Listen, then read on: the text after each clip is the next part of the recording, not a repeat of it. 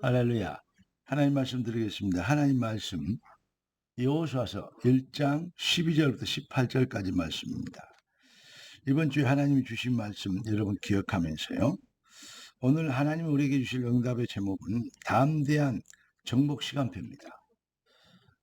여러분의 인생에 진정한 정복의 시간표 오도록 언약적 담대함으로 무장되고 언약적 담대함으로 도전하게 되는 진짜 믿음 실현, 언약 실현, 복음 실현의 축복이 여러분의 삶에 시작되기를 예수 그리스도 이름으로 축원합니다. 기도하고 말씀 받겠습니다. 존귀하신 주님, 응답의 주님 찬양합니다. 주님 예비하신 완벽한 축복이 교회자들 삶의 능력이 되도록 주의 성령과 말씀으로 충만케 하시고 주의 권능과 큰 확신으로 넘치게 되도록 도와주시고 주님의 성령이 하시는 일이 삶 속의 발걸음에 큰 역사와 간증과 증거로 나타나는 복된 능력과 권능의 시간표가 되게 하옵소서. 살아계신 주 예수 그리스도 이름으로 기도드리옵나이다. 아멘. 그리스도의 대속의 은혜를 입고 구원받은 하나님의 백성은 모두 영적 전쟁을 하기 위해서 정복자의 소명을 받은 예수 그리스도의 군사들입니다. 군사는 한마디로 해서 군사는 오직 승리를 위해서 부르심을 받은 백성을 보고 군사라고 얘기합니다. 그러니까 군사들이 어떻게 하면 되겠냐? 군사는 다른 거 없습니다. 군사들은 그 언약 말씀의 명령을 붙잡고 바로 충성하는 것. 이것이 바로 사명이죠. 다른 거 없습니다. 말씀 따라가면 됩니다.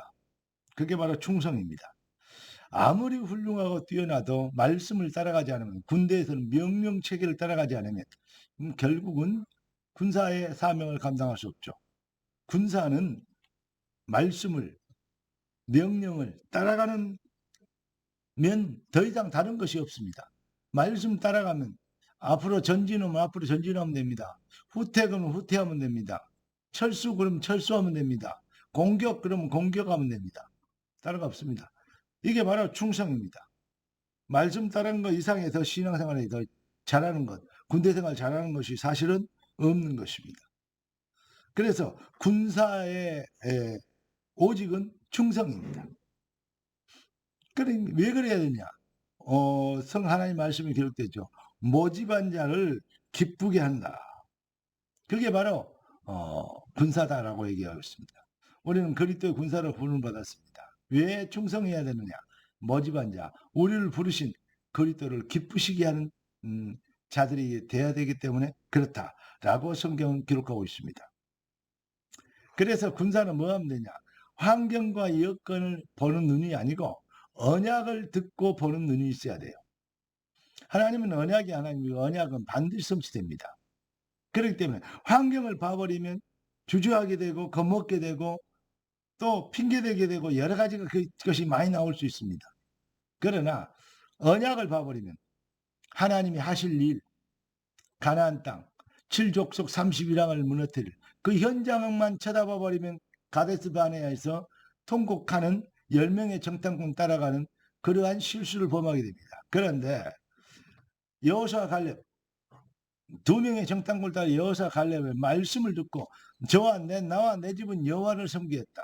하나님이 주신 말씀대로 과연 저들의 적들의 이 리더들은 그 지도자들은 다 떠났고 그들의 성들의 사람들은 간담이 다 녹았다. 그렇게 얘기하지 않습니까? 그러면서 저들은 우리의 밥이라고 얘기합니다. 왜 그렇습니까? 이미 주신 응답을 미리 본 거죠. 환경과 여건을 봐버리면 결국은 10명의 정탐꾼의 보고서를 낼 수밖에 없죠. 틀린 보고서를 낼 수밖에 없죠. 그러나 환경과 여건이 안 보이고 하나님의 언약과 반드시 되어질 언약 성취의 현장을 봐버리면 그러면 저들은 우리의 밥이다 이렇게 되는 것입니다. 성경은 네 믿음대로 되려 있습니다. 세상 사람들의 눈은 관점은 곧 합리성이고 객관성이고 논리적인 과학적인 그런 눈만 가지고 있습니다. 그러니까 결국은 아무리 훌륭해도 결국은 자멸하고 실패하고 멸망으로 갈 수밖에 없는 것입니다. 그러나 그리스도인들에게는 한 가지 눈이 더 있습니다. 그게 바로 뭡니까? 언약의 눈입니다. 그걸 보고 영안이라고 합니다. 하나님의 절대 주권자, 절대 주관자가 하실 일, 이것을 볼 수 있는 눈, 현장이 뭐라고 얘기하든 그것을 볼 수 있는, 하나님이 하시는 일을 볼 수 있는. 그래서 이 여리고성에 들어갔을 때 어떤 일이 벌어집니까? 정탐꾼들이 들어갔는데 이 랍이라는 여자가 정탐꾼을 숨기죠. 근데 그 정탐꾼을 숨기는데 그 정탐꾼들을 내놔라고 죽인다고, 우리를 정탐하러 왔다라고 얘기하니까 숨겨놓고는 이미 나갔다고 거짓말 하잖아요. 왜 그렇죠? 바로 되어져야 될 미래, 언약적 소망을, 언약 성취의 당위성적 그 응답을 미리 그걸 붙잡은 것입니다. 그러니까 저들의 땅을 차지하러 온다. 그게 하나님의 계획이다. 그걸 붙잡은 거예요. 자기가 지금까지 믿고 의지했던 그 여리고 성에 사는, 그 성에 사는 자기 민족이라고 얘기할 수밖에 있죠.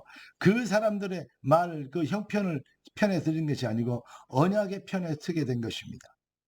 언약적 이 언약 성취적 당위성에 이것을 붙잡아 버리면 결국은 누구든지 승리하게 되죠. 여러분, 우리는 그리스도의 군사입니다. 인생은 피할 수 없는 영적 전쟁입니다. 그래서 영적인 무장을 해야 돼요. 영적인 무장이 뭡니까? 결국 창세기 3장, 6장, 11장 눈치 보지 않고 세상과 여러 가지 형편과 내용의 육신적 것에 치우치지 않고 언약적인 것이 유일성이 되고 오직이 되고 방향이 되고 목표가 되고 해답이 되는 그러한 해답을 가진 자, 이게 바로 영적인 무장 아니겠습니까?